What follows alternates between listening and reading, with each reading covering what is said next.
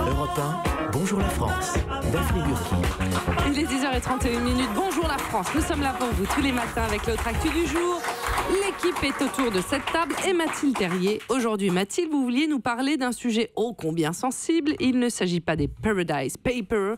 Il s'agit non pas des fruits d'ailleurs que Ariel Wiesman mange le matin au petit déjeuner, qui sont étranges, tous ces fruits qu'il gobe, oui, j'adore les fruits exotiques. Envoyez-moi des fruits. Bon, non, vous allez nous parler d'orthographe. Ça tombe très bien. Aujourd'hui, c'est la reprise pour 12 millions d'élèves touchés à la langue française à chaque réforme. C'est la polémique. Et vous, Mathilde, justement, vous avez rencontré, on peut le dire, un justicier de l'orthographe. Oui, Daphné. Oui. Il sévissait sur Internet, il le fait désormais dans un livre. Je t'apprends le français, bordel. Il vient de sortir chez Flammarion. Alors, c'est un recueil des fautes les plus dingues commises en France ces 3 dernières années. Pardon, ça m'étouffe tellement c'est quand même impressionnant. Avec à chaque fois des règles donc pour se corriger. C'est un peu l'orthographe pour les nuls. Mais ça existe déjà. Oui, mais non. Non, là c'est beaucoup moins austère. Avalez votre salive. Il cite, non, j'ai un problème de respiration. Il cite autant Anatole France que Franck Ribéry, donc c'est assez large. Et l'auteur s'adresse directement à vous. Il ne vous ménage pas, hein, il vous engueule plutôt. Alors qui est-ce qui fait ça? Comment s'appelle-t-il? Alors l'auteur s'appelle Sylvain Svézic. Il a 25 ans. Il vient de Saint-Didier-en-Velay. Saint-Didier-en-Velay, Ariel? C'est en France. Oui. Salaud. Mais non, à côté bonjour, de Saint-Étienne. Elle a cru me prendre au dépourvu. Attends. Ouais. Jamais, je sais Ariel reconnaître Wiesman. un nom français quand je le vois. Oui, bien sûr. Alors ses parents étaient ouvriers et aujourd'hui Sylvain vit à Paris. Donc c'est un peu un jeune branché, on va dire. Mais en quoi est-ce un justicier? Eh bien, vous allez voir, Daphné. Sa passion, son combat, c'est le respect de la langue française. Et avec ça, il ne plaisante pas. Alors, je lui ai demandé d'ailleurs d'où lui venait cette passion pour les mots. Il vient pas de mes études, il vient pas forcément de mes parents. J'ai fait un bac scientifique, donc pas grand-chose à voir. J'avais pas trop de problèmes en français. C'est vrai que c'est un truc qui me semblait assez simple quand j'étais gamin, et en dictée, ça allait très bien. J'ai eu un passif de premier de la classe jusqu'à ce que j'ai Internet. Et là, mon père s'est dit, mais pourquoi les notes baissent? Je suis un très très mauvais lecteur. J'ai pas ce réflexe. Je pense que je suis né aussi dans une période où justement la technologie commençait vraiment à monter. Et j'ai préféré clairement me mettre la tête là-dedans. Et en littérature, je suis une petite buse, ouais. Une petite buse. C'est mignon, français, petite ça, buse. ça se dit? Oui, c'est un oiseau. C'est un oiseau. C'est un peu vulgaire, mais ok. Non, pas du tout, c'est assez charmant. La vulgarité, c'est français. C'est un oiseau assez méchant quand même, hein. Ça mange pas mal de poules. Alors, il ne prétend pas être... c'est vrai, je connais bien les buses. Alors, il ne prétend pas être Bernard Pivot, qui lui-même, mercredi dernier, avait confessé avoir déjà fait une faute. Oui.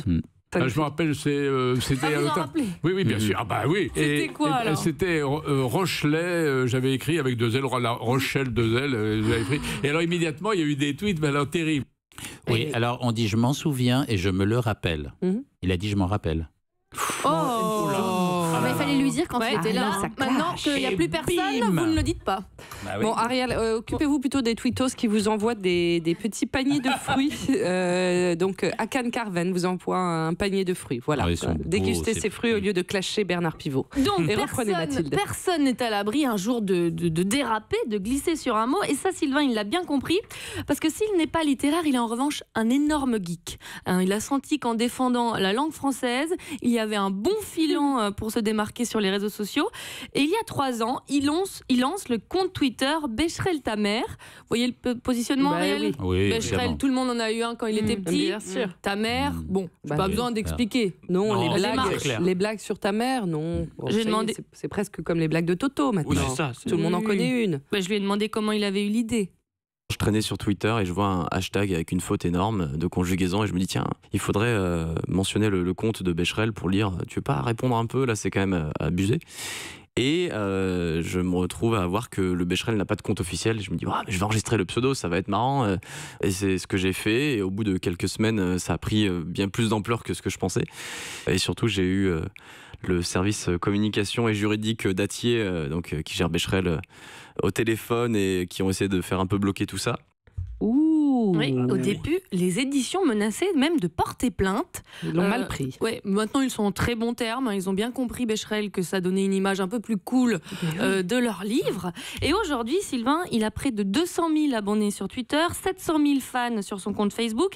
Et depuis 2 ans, il est employé chez Golden Moustache, le laboratoire humour de M6, où il est considéré comme un talent. Il envisage d'ailleurs de se lancer dans l'humour.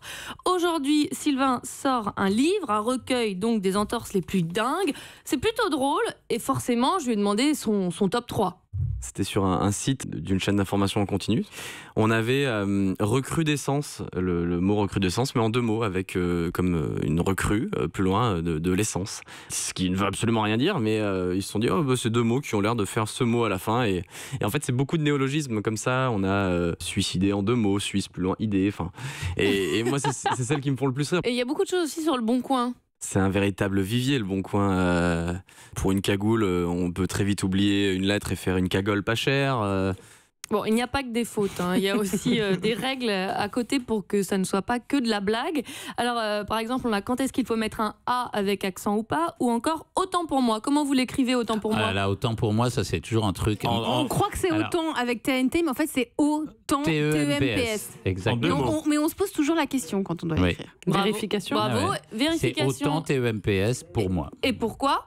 On a la réponse. Autant pour moi, c'est vrai que c'est quelque chose qui fait toujours discuter, et peu importe comment on l'écrit, il y aura toujours quelqu'un pour nous dire que ça s'écrit de l'autre façon, donc autant AU plus loin TEMPS ou autant AUTANT en un mot. Mais c'était à la base l'expression militaire autant pour moi en 2 mots, qui voulait dire qu'on se mettait au même temps que tout le monde. Et mais la vraie règle la vraie règle de base, c'est autant en 2 mots. Voilà. Ouais, voilà. C'est beaucoup plus clair. Alors aujourd'hui, Sylvain, il continue de veiller sur les réseaux sociaux. Alors, je n'ai pas pu m'empêcher, j'ai voulu savoir ce qu'il pensait du message d'excuse du rappeur Jul. Vous savez, on en a beaucoup parlé. Il avait réussi en un tweet à faire 11 fautes d'orthographe. Voilà, on va l'entendre, parce que c'est quand même l'un des artistes les plus téléchargés en 2016. Et il y a quelques semaines, à la suite d'une garde à vue, donc, le rappeur avait publié un message d'excuse sur Twitter avec un message truffé de fautes. Pour vous donner un exemple, il avait écrit « Je tenais à m'excuser, tenez EZ et m'excuser tout attaché ».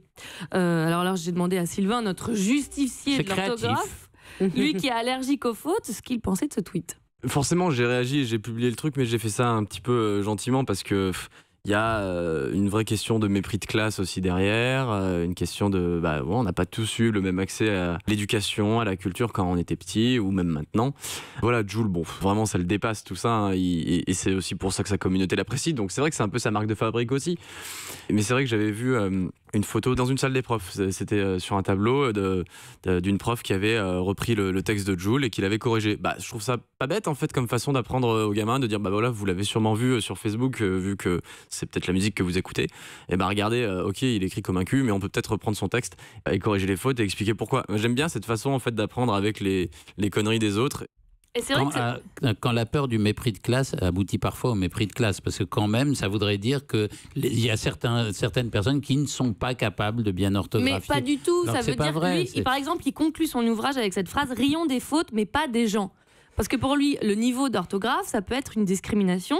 On n'a pas eu le même... Mais ce qui est compliqué sur les réseaux sociaux, par exemple pour Jules, c'est terrible à dire, mais on a tous un correcteur d'orthographe sur Facebook, sur Twitter, qui nous fait faire des sur n'importe quel logiciel. Oui, mais qui nous aide aussi à ne pas en faire. Donc si on se concentre un peu, là, quand on veut faire autant de fautes d'orthographe, c'est quelque chose qu'on a réellement... C'est presque le langage de Jules. Il a envie de l'écrire comme ça. C'est là où c'est un peu compliqué. Je suis pas sûre que ce soit un problème de mépris de classe. Mais vous savez, on a reçu un tweet là, de David Abiker. N'hésitez pas, en tout cas, David Abiker dit l'expression c'est abusé est-elle française? Eh bien, on va la demander. On va la demander. Hashtag bonjour la France, on va lui demander. On va lui passer un coup de fil à ce moment-là. À notre YouTuber star. Et je rappelle le livre Je t'apprends le français, bordel, chez Flammarion. Merci beaucoup, Mathilde. Europe 1.